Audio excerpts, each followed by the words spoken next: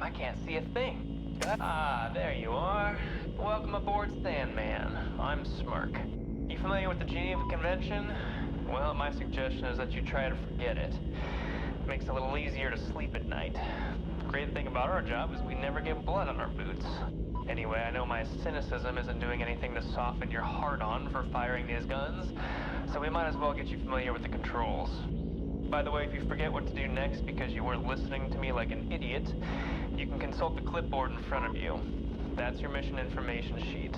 But you won't need that because you're going to be paying very close attention, right? Alright, go ahead and turn on both your multifunction displays. Power knob on the left. Now, it's up to you, but I like to pull up the tabs on my bottom display and the nav on my top one. You can also swap displays if you want. Okay, so you see your tabs there. That's your view out the port side of the aircraft. You can see we're already in position circling the AO. Now let's have a look around. Grab your left and right joysticks. You can pull your left trigger to... Good. Now pan and tilt the camera using the thumbstick in your right hand. Wow, what a natural. You play a lot of video games, don't you? Frickin' nerd. If you want to adjust the speed of the camera, use the knob in front of your right joystick. You might also notice at times that your camera seems to pull to one side when you're trying to aim. Well, that's because you're fighting the aircraft constantly yawing to port. You can compensate for this by adjusting your yaw trim. Notice that little upside-down triangle near the bottom of the tabs right above the gimbal indicator box? That represents your yaw trim setting. Alright, now the fun part. Let's shoot some guns. Throw the master arm switch next to the main power. Okay, you gotta arm your weapons individually before you can fire them. Now keep it in your pants. We gotta walk before we can run. Let's start with the 25mm. Alright, now you're live and dangerous, so try to practice proper weapon safety and keep your finger off the trigger unless you're ready to kill something. Speaking of which, there's a whole bunch of dummies down there waiting for you to ruin their day. Let them have it.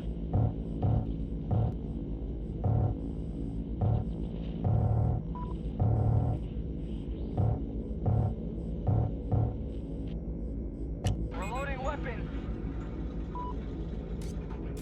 25, ready to fire.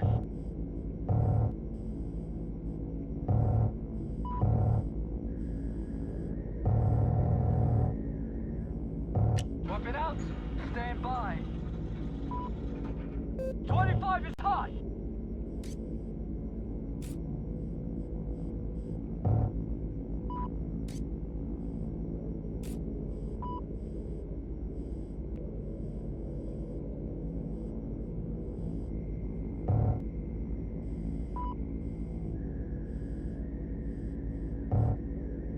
Damn, boy, who hurt you? I don't think you'll have any trouble sleeping. Well, now that you've leveled every possible target, might as well move on, you psychopath. In the meantime, push the thumb button on your right joystick that's further away. That cycles through your weapons. You can't fire them yet since you're not armed, but we'll get there, don't worry. You can also adjust the display settings of your tabs. Twist the contrast knob to adjust contrast and brightness, and try switching to black hot mode to see how you like it. These settings are purely personal preference. You'll also notice on your nav screen that you can cycle the mode between north-oriented and aircraft-oriented. Again, it's up to you. Alright, now we're ready to try out the 40. This bad boy is a good all-rounder. It'll take out several infantry in about a 10-meter radius, and disable light armor in a couple shots. Be careful though. It'll also level small structures, and you do not want to fire it anywhere near your friendlies. Got it? Alright, go ahead and arm it, and take out everything in sight.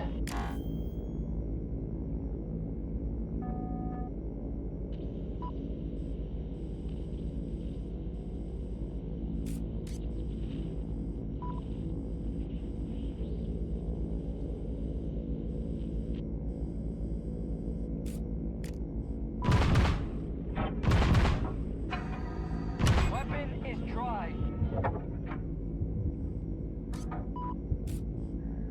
40, ready.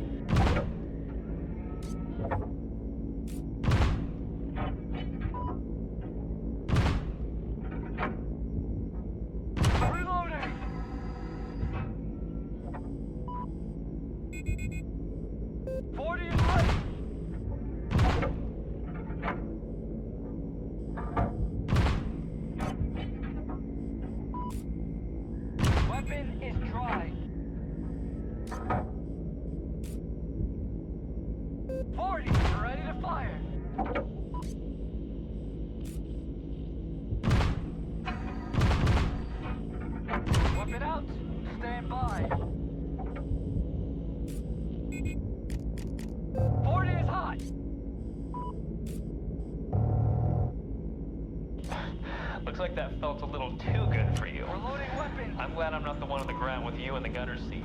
Do I dare go on with the bigger guns? Too late now, I guess. Alright, now sometimes you're gonna need something bigger. If you ever come across heavy armor, the 25 and the 40 ain't gonna make a scratch. Obviously, we're safe up here from tank fire, but our boys on the ground, not so lucky. That means you gotta take out those threats fast. And you're gonna do that with the 105mm howitzer. This thing is one of the biggest projectile weapons in the sky, and you'll know that as soon as you pull the trigger. See those tanks down there? Make them disappear.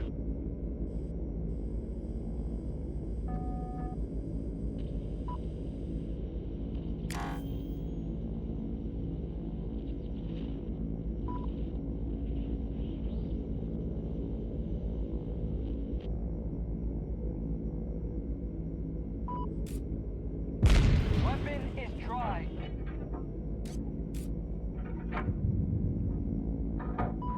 .105 is hot. Weapon out. Stand by.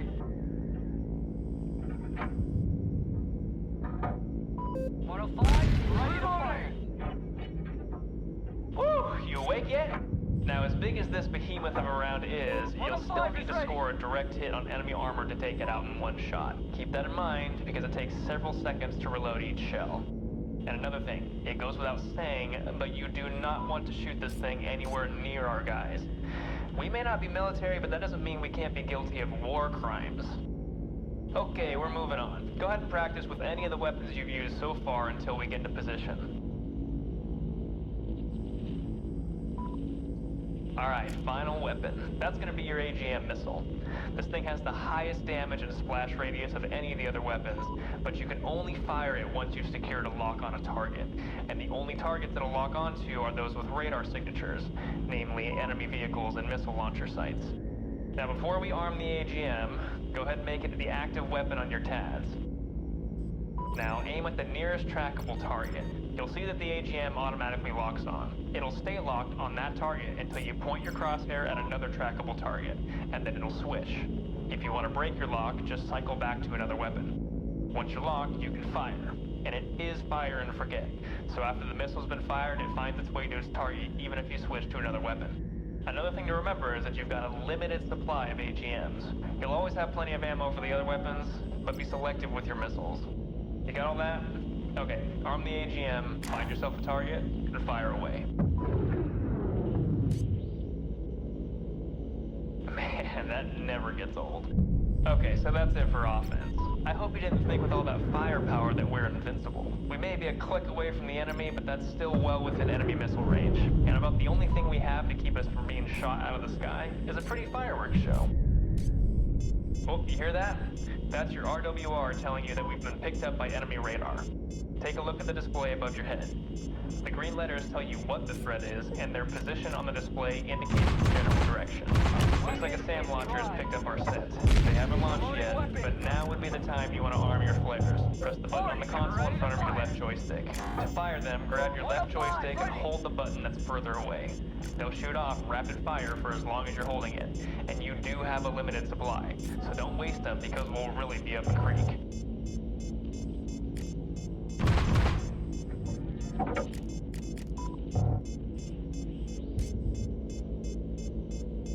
Whoop, here comes the missile. Fire off a volley of flares when it gets close. Haha! Did you crap your pants? Don't worry, it was a dummy rocket. No warhead. But in a live fire situation, you've got to time your flares right. Start firing too soon and you'll blow through your whole supply. Fire too late and the missile could still impact the aircraft. We might be able to take a hit from one of those, but we're definitely toast if we're hit by two. Well, that about wraps up your weapons training. Perfect timing. It's time to meet our team on the ground. Phantoms, this is Sandman. We are in position. How copy? Sandman. 105 is ready. You can join us for the fun. Spooky, good to hear from you. You boys ready for infill? Then move on your order. Copy that. All Phantoms stand by for marker.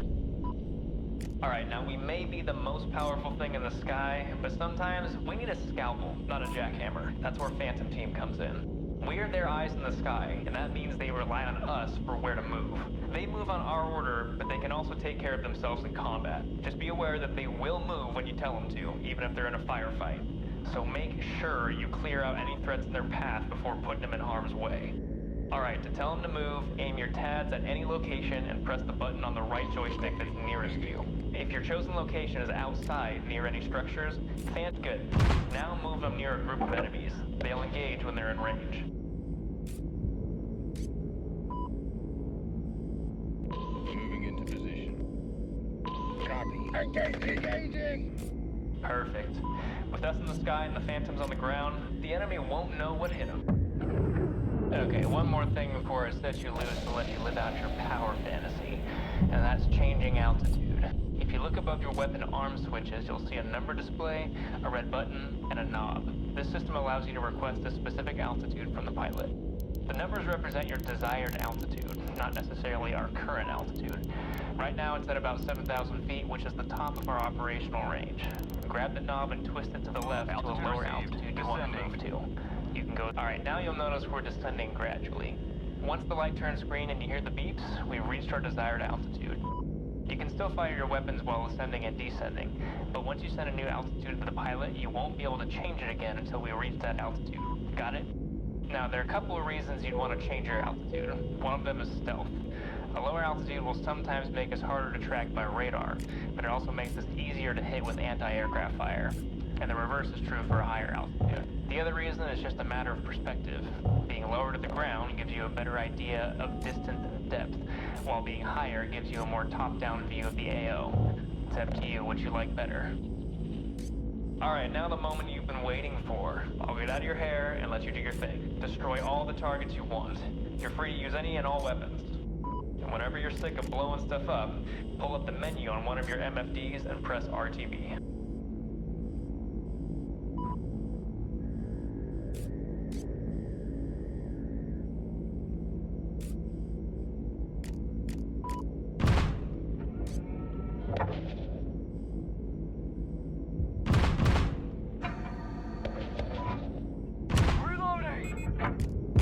Weapon is dry. 40 is ready. 105, ready to fire.